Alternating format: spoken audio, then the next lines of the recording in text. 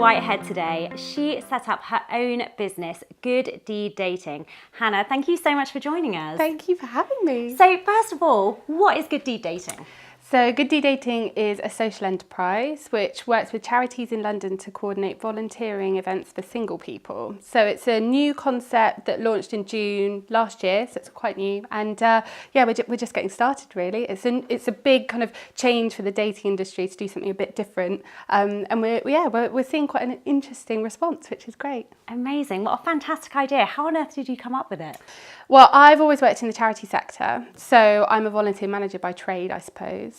And I had this idea a while back. I was working with the National Trust and we were trying to come up with really exciting ways to engage particularly young professionals in volunteering.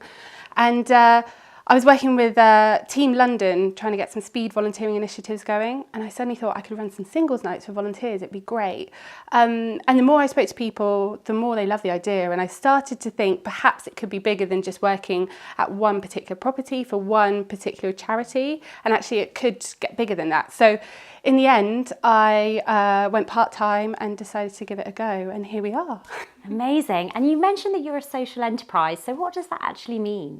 So a social enterprise is basically one step on from an ethical company. So we try and have a really positive social impact in the world. So it's all about measuring our social impact and making sure that we're doing good with the work that we do. It's not kind of about making profit, it's about reinvesting those profits with your charity partners and in the business, and trying to do a bit of good while you go, really. That's amazing. And is it difficult to set up a social enterprise compared to just setting up a kind of limited company? Is it different? Is there different paperwork, or is it just the same? Yeah, so it is quite different in that there's various different ways that you need to act to be a social enterprise. We are a limited company, so that's just the normal way you go about registering. But you have an asset lock on the money that you make, so it's all tied into the company. Some people actually register as a community interest company or a CIC, which means that all of your assets are locked into your business. So it's quite different, but we're still a limited company for now anyway. And we basically just make sure that we're trying to do the best for our social impact as we can. And it's all about measuring that. So there's a huge amount of work that goes into getting feedback, working with our charity partners to make sure that what we're doing is really making a difference. That's incredible. And where do you see it going in the future? Have you got any ideas or? Gosh, big question. I think there are many ways we can go with it. We work a lot on our products and looking at different ways that we can do stuff. So we're hoping to do lots of events for the LGBT community soon. We're also hoping that we can maybe move geographically out of London so we could pop up in different cities. We're looking at different products for different audiences. So working with maybe single parent families and getting families out volunteering together, and you could meet, someone else that's looking to meet people.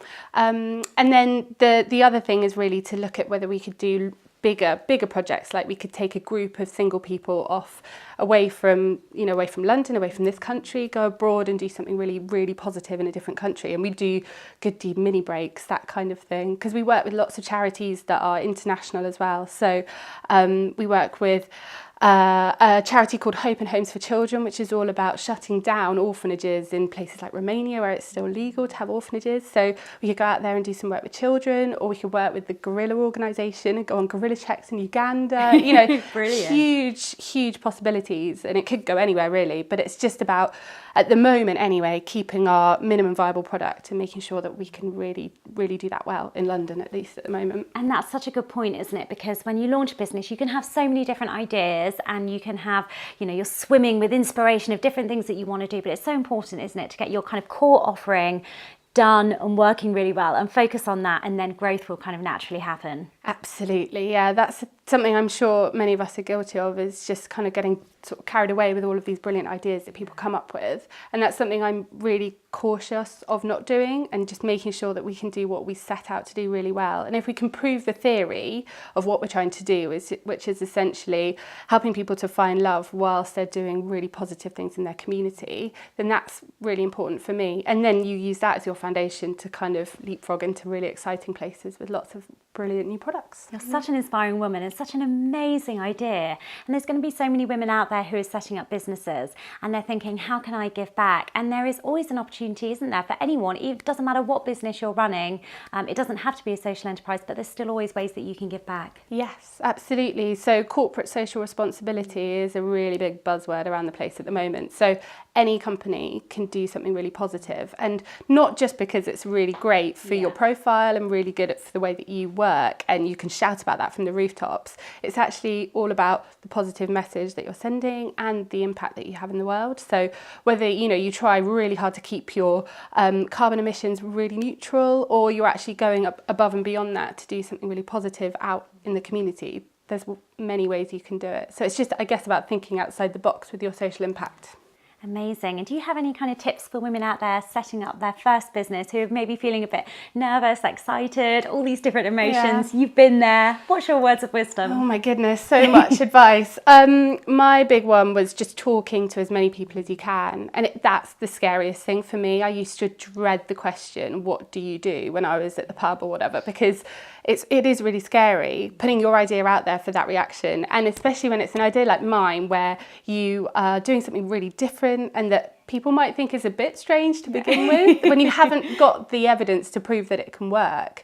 There's always that tumbleweed moment where there's just silence and you think, what have I done? But actually, it's just about talking to people, building up your confidence, making sure that you don't listen to the negativity, or if you need to, you should. But being really positive about your idea and having the belief and confidence in yourself to go forward. But take on advice from people, speak to as many people as you can that have been in that position. That's the big one for me. And yeah, it's just all about confidence. I definitely would never have seen myself as an entrepreneur. Even a year ago, probably I would have struggled with that idea. But it's just something that I've fallen into, and there's no reason why if I can do it, anyone can. Oh, well, it's so funny because I think so many women don't see themselves as entrepreneurs, or they've maybe not dreamed of owning a business. You hear all these stories of people saying, when I was 3, I dreamed of having my own business. And I think, crikey, I didn't even think about business till I was, well into my kind of 20s. So there's nothing wrong with starting now at whatever point you're at, is there? And you don't have to identify to yourself as an entrepreneur. Just have a great idea, follow it through and enjoy it, because work should be fun, right?